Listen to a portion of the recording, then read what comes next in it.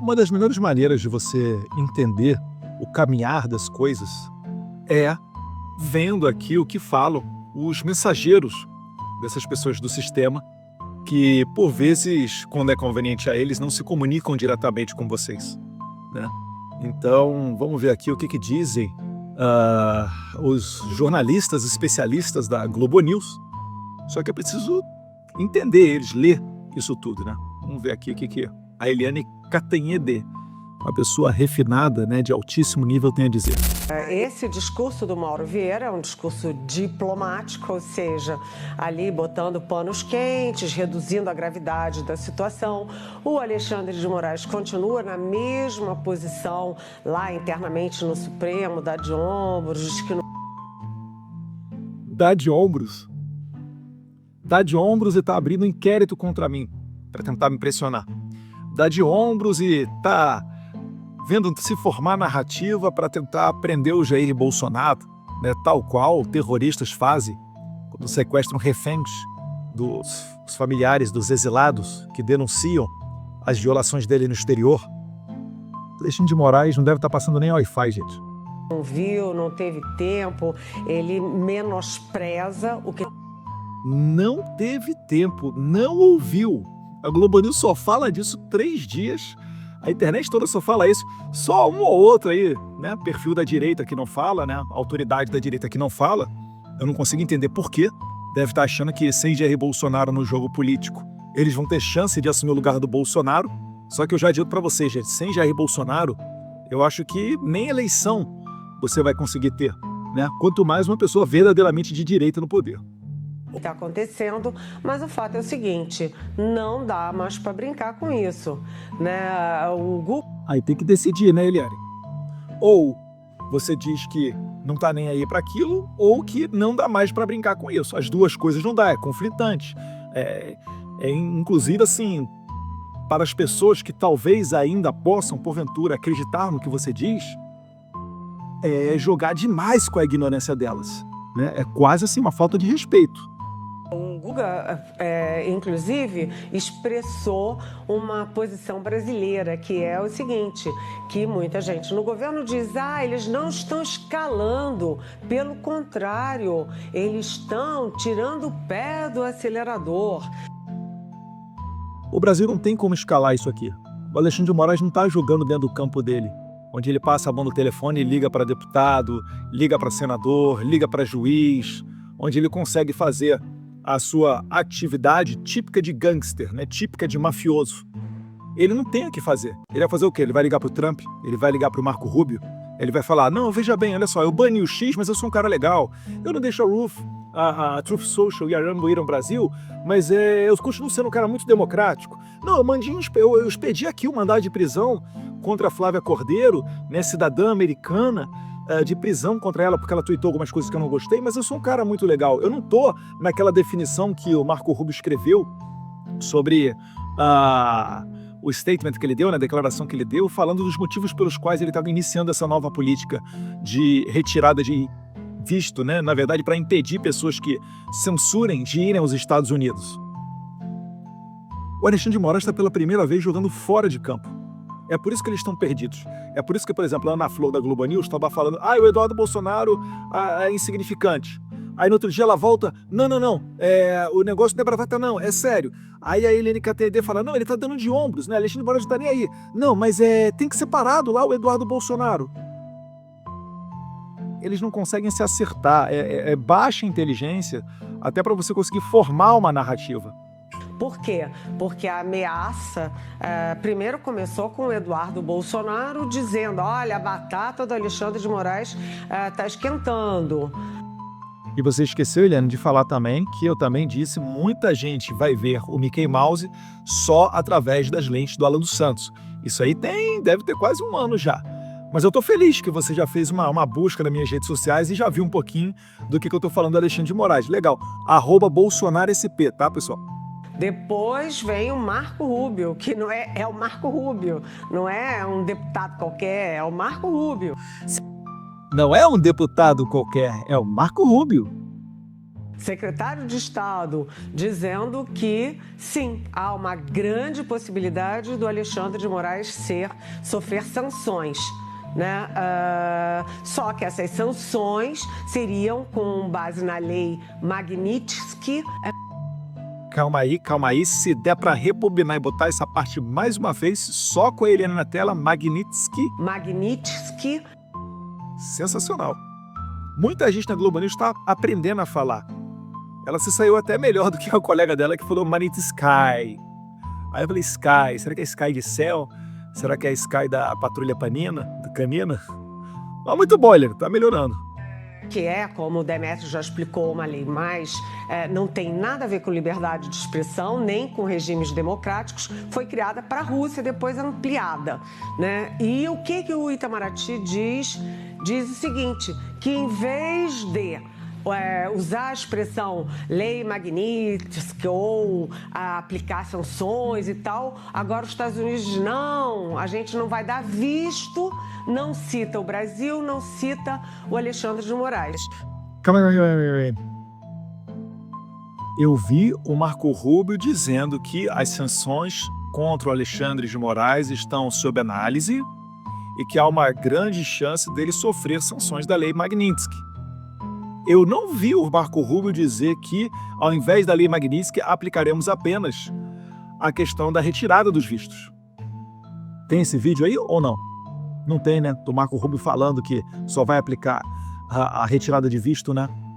Então, ela está fazendo um exercício mental, não é nem de flexibilidade, né? Isso aqui não é nem ultrapetita, é extrapetita. Ela está indo além da realidade para tentar dizer que está tudo bem, que está tudo tranquilo, quando na verdade não está.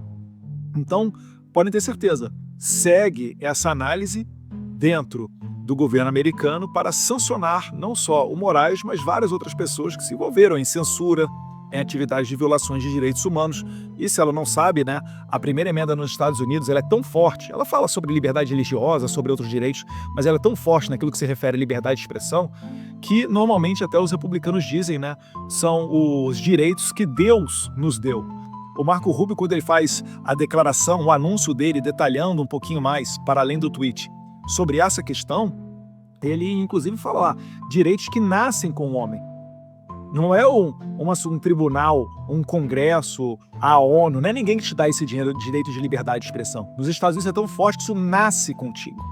É seu, independentemente de qualquer coisa, independentemente da cor da sua pele, da sua etnia, enfim, é seu o direito de liberdade de expressão. Então, só corrigindo isso aí, tá, Eliane? Você está tentando passar uma falsa ideia da realidade para as pessoas que te seguem. E depois, quando saírem as medidas que você sabe que são para valer, aí você perde seu crédito. Aí você toma esculacho de gente na internet e você corre porque você não consegue debater. Não é porque você não quer se descer ao nível da internet e se sujar num debate com as pessoas, com os internautas, igual você reclamou, falando que o Guga Chakra se sujeita a isso, você até admira, né, fazendo cara de nojinho. Você não debate com as pessoas porque você não consegue, porque você é desmascarada, porque você é uma pessoa que estava reclamando que o Bolsonaro chamou você de mentirosa. Quando uma pessoa mente, ela é chamada de mentirosa. Os adjetivos, eles existem para qualificar as pessoas e dar a exata dimensão da realidade. Agora você reclama disso daí, né? E o Bolsonaro, que jogaram bola com a cabeça dele? Editorial da Folha, porque eu torço pela morte do presidente Bolsonaro. Isso daí é para dizer o mínimo, né? Fora a narrativa de genocida e etc. Então, fica complicado realmente debater você conseguir debater com uma pessoa honestamente intelectual. Mas cá para nós é grave sim. O Eduardo Bolsonaro, ele vai para os Estados Unidos, se licencia do mandato, mas ele deu um leve caráter de institucionalidade na queixa dele quando ele leva para os Estados Unidos também o presidente da Comissão de Relações Exteriores da Câmara dos Deputados do Brasil. Que, na verdade, né, todo mundo sabe, o meu partido já havia dito que me indicaria para ser eu o presidente da Comissão de Relações Exteriores e Defesa Nacional. Como eu não retornei, porque os seus colegas queriam me esculachar, você continua insistindo dizendo que isso é uma democracia, isso não é, isso é um regime totalitário, esculachar comigo, tirar meu passaporte, me anular internacionalmente, para me obrigar a julgar dentro do campo do Brasil, onde eles comandam tudo. Já expliquei isso anteriormente, né? A tática dos mafiosos. Então, você está dizendo que o meu colega de partido, que também é deputado do meu partido, que veio aos Estados Unidos, que eu estive com ele, levei ele ao deputado Corey Mills, ele também está praticando atividade ilegal? É isso? Você está querendo criar uma narrativa para justificar consequências contra o deputado Felipe Barros? Porque nós nos encontramos com um deputado que perguntou ao Marco Rubio se havia a possibilidade de aplicar a Lei Magnitsky contra o Moraes, e o secretário de Estado disse que sim, há a possibilidade de se apertar esse botão legal e sancionar o Moraes. Aí você está querendo vir para cima do Felipe Barros. Muito democrático, Eliane. Nossa, assim, impressionante. Impressionante a sua honestidade intelectual. Deputado Felipe Barros, que foi aos Estados Unidos. Detalhe, fazendo isso aqui, Eliane, você está elegendo Felipe Barros senador no Paraná na próxima eleição, tá? Vamos dizer, dá um toque de institucionalidade na queixa do Eduardo Bolsonaro. Então a situação é grave, a situação é complexa, mas vamos pensar o seguinte. Primeiro, né, quando o governo Trump, e a gente pode dizer o governo Trump, né, o Trump, cita América Latina e Europa, né, que a Europa já tem uma regulamentação contra discurso do ódio via internet. E é por isso, inclusive, que várias pessoas da Europa também sofrerão esse impedimento de entrar nos Estados Unidos. Porque a coisa está muito ruim lá no Reino Unido, onde a esquerda ganhou de lavada as últimas eleições. Estão indo para cima de pessoas com tweet. De fato, o tweet está dando muita prisão lá no Reino Unido, dentre várias outras localidades, tá? Portugal, Espanha também estão com problemas, França também. Então, isso tudo está mostrando o quê? Que está ocorrendo um embate entre dois mundos. Entre o mundo que está permitindo se aniquilar com a oposição política e o mundo que está tentando resgatar essas liberdades. O Brasil está tentando regulamentar, né? O governo Trump está tentando regulamentar, só que não consegue. É o PL 2630, né, que nós conseguimos impedir a votação dele lá na Câmara dos Deputados. Essa semana mesmo já estava tendo outro embate com relação a isso daí, porque a esquerda ela se utiliza de alguns subterfúgios para tentar empurrar um ou outro dispositivo, um ou outro artigo de uma lei para favorecer aquilo que eles querem. É sempre como a causa nobre, né? Não, vamos acabar com crime de ódio, vamos acabar com assassinato de crianças em escolas. Vocês lembram, né, o estardalhaço que eles fizeram quando teve um caso lamentável, um caso trágico em Santa Catarina?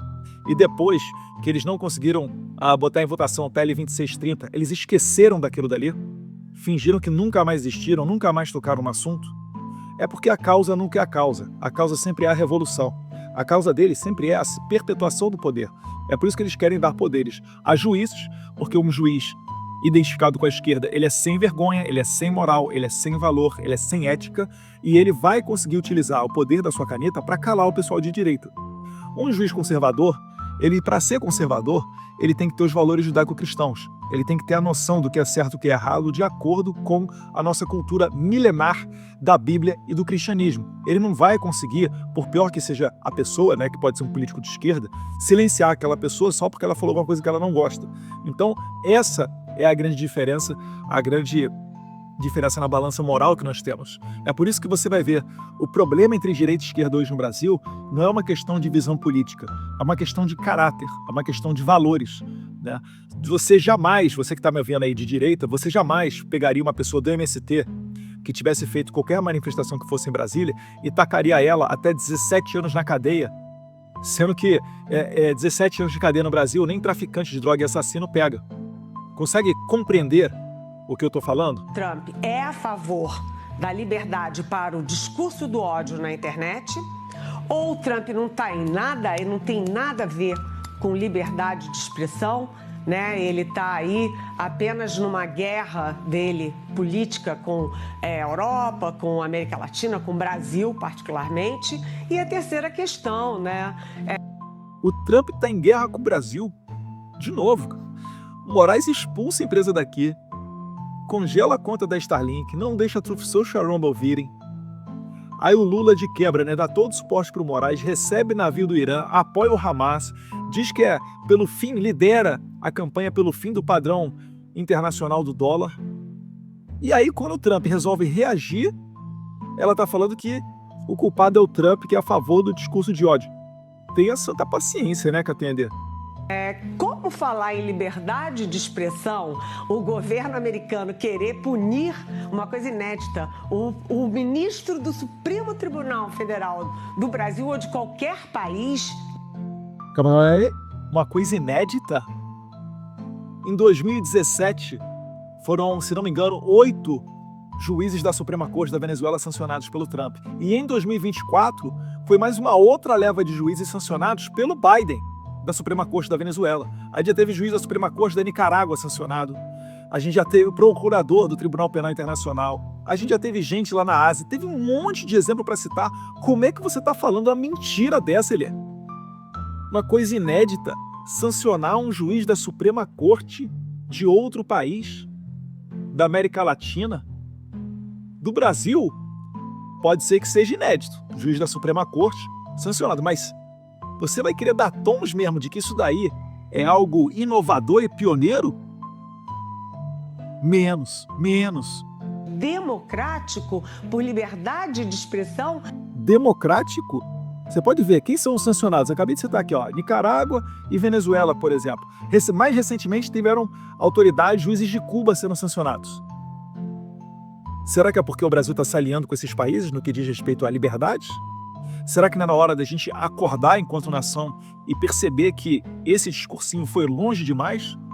Hora de pegar a bola e botar ela no meio de campo e acalmar os ânimos e dizer, olha só, não tem como a gente ter um processo com relação ao 8 de janeiro, não tem como a gente legitimar as perseguições, que são muitas, né, para muito além do 8 de janeiro. Se você for ver, por exemplo, o caso do Alan dos Santos aqui nos Estados Unidos, isso é muito anterior ao 8 de janeiro. A José Ludmila Lins Grilo, igualmente. Rodrigo Constantino, Paulo Figueiredo, também.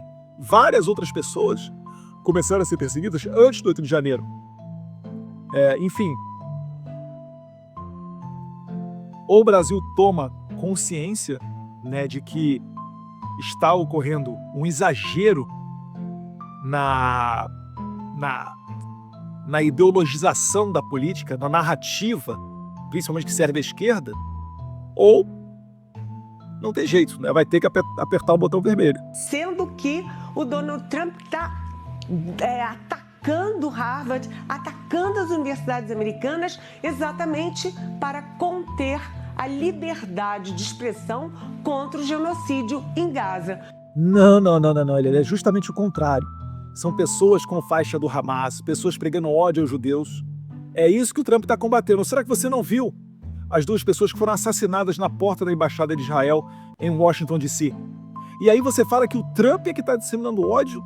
Meu Deus do céu, ele tem a responsabilidade. Isso aqui beira um antissemitismo.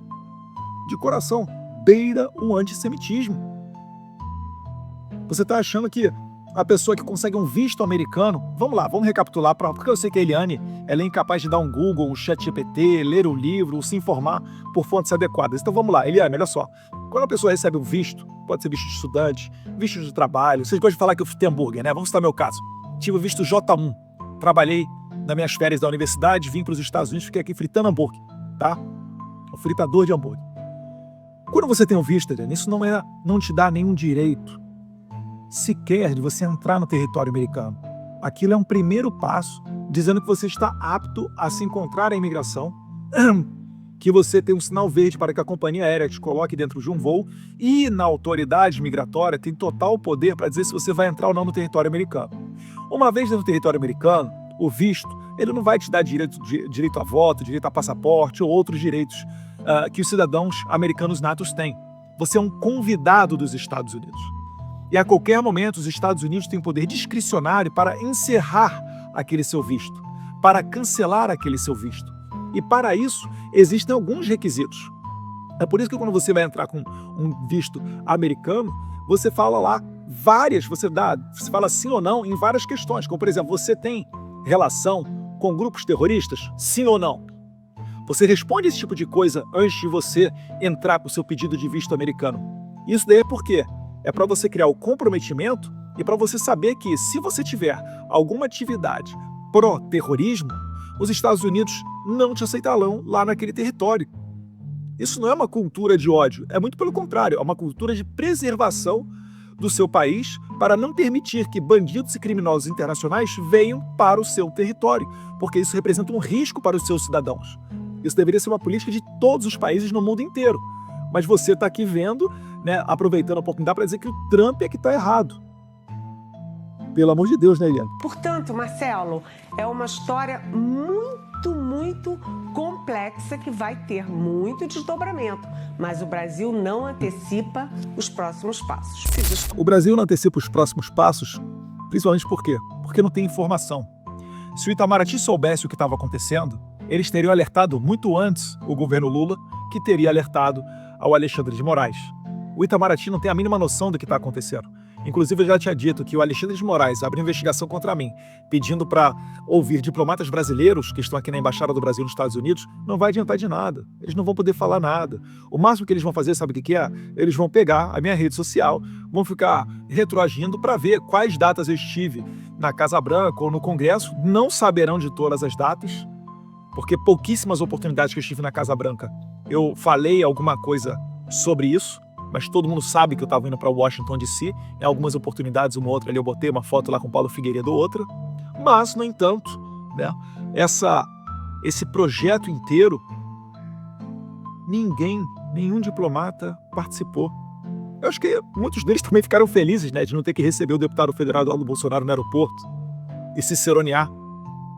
Como eu disse, existem excelentes pessoas dentro do Itamaraty, mas também existe cada tranqueira.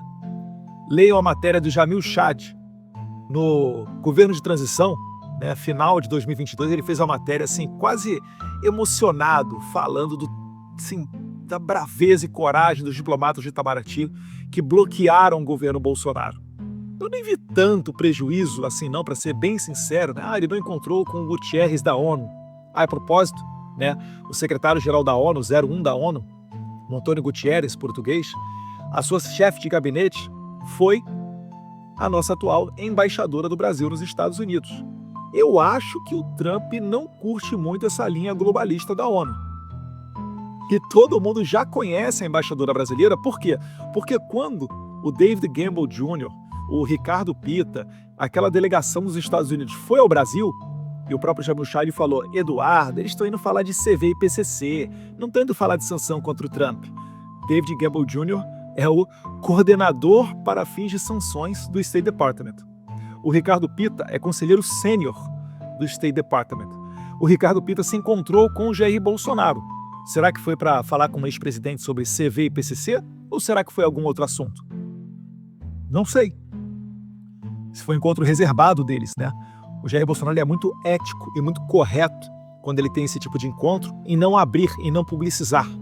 Mas vocês conseguem certamente pensar e imaginar o que pode ter sido tratado ali, ou ao menos pensar que ainda que tivessem apenas ido lá tomar um cafezinho, fica a foto, né, todo mundo viu a foto, e fica a mensagem entregue. Então, o Itamaraty está acordando no meio de algo que ele sempre ignorou. Não só eles, o Alexandre de Moraes também. E tá engraçado de ver esse jogo. Por quê? Porque o Moraes pressiona o Itamaraty, pressiona o Lula, achando que ele tá no quintal dele, né, nos Estados Unidos. Vamos lá, como é que é? Responde logo aí, fala lá com o pessoal do Trump, eu que tô mandando, sou um juiz da Suprema Corte, eu sou um excelentíssimo senhor, juiz do Supremo Tribunal Federal. Como que eles não vão me ouvir? Meu Deus do céu. Estão batendo cabeça. A propósito, a embaixadora que eu estava falando, quando teve essa missão do State Department, do David Gamble Jr. e Ricardo Pita para o Brasil, ela foi dar piti lá no State Department. Ou seja, uma delegação americana foi ao Brasil, estava em curso audiências com autoridades brasileiras que deram ok para receber essas autoridades americanas. E seria até bom para o Brasil, tá? Sendo bem sincero, eles estabelecerem contato com os americanos. Seria bom para eles, na tese deles, ter um canal de comunicação. Só que nem para isso eles tiveram competência de fazer direito, pelo que eu estou vendo. Não tem nada reverberando da ofensiva de Itamaraty dentro do State Department da Casa Branca. Mas nessa oportunidade, ela foi lá de surpresa, em cima da hora, foi no pré-State Department, se encontrou com uma autoridade do State Department e quis botar o dedo na cara das pessoas para dizer o que elas podem ou não fazer no Brasil, querendo ditar as regras da política internacional norte-americana. Vocês têm noção dessa arrogância? Então vamos lá, recapitulando a nossa querida embaixadora. Chefe de gabinete do Antônio Guterres, globalista, conhecida nos fóruns internacionais. Vai no State Department da piti e tomou um sabão, pelo que eu estou sabendo. Já azedou a relação. E aí o Moraes tá apostando as suas fichas nessa galera. Tá lindo e maravilhoso. Tô adorando. Isso daí, todo mundo que tá nos bastidores já sabe. Talvez você não saiba, né? Isso é só para você não ficar preocupado achando que eu tô falando demais, porque na verdade isso já era de conhecimento a todo mundo que tá nesse jogo. O Paulo Figueiredo, inclusive, já falou desse episódio anteriormente. Eu aqui só tô repetindo e colocando nos meus canais. Inclusive, sigam lá o Paulo Figueiredo, tá? Nas redes sociais, segue ele no YouTube, no Rumble. No Brasil não tem acesso ao Rumble, né? Mas nas outras redes sociais dele, ele tem locals também. Dá para você ser uma pessoa que contribua com o salário dele. Tá sendo essencial o Paulo Figueiredo aqui nos Estados Unidos, tá? Aquele negócio, gente. Marcamos um gol, mas 0-0, bola no meio de campo, sem soberba, sem salto alto, tá tudo lindo, né? O time tá caminhando para vencer essa final e a gente não pode deixar que a emoção tome conta e isso abra a oportunidade para o adversário marcar um gol. Então tá tudo indo bem, graças a Deus, mas falta nascer a criança. Vamos lá, vai dar certo. A gente vai conseguir exercer a pressão suficiente para resgatar a democracia brasileira, anistiar as pessoas do 8 de janeiro, ter uma eleição minimamente confiável em 2026, acabar com esses inquéritos que nunca deveriam ter sido abertos, né, como o da fake news aberto desde 2019, 6 anos aberto. Acabar com essas perseguições contra Ludmila Lins Grilo, Alan dos Santos, Flávia Cordeiro, André Porciúncula, dentre várias outras pessoas que estão debaixo da espada do Moraes e não tem relação somente com o 8 de janeiro, beleza? Eu acho que isso daí tem que ser a pauta prioritária do Brasil para a gente virar essa página tenebrosa de abuso de poder de autoridade. Um abraço a todos vocês, fiquem com Deus.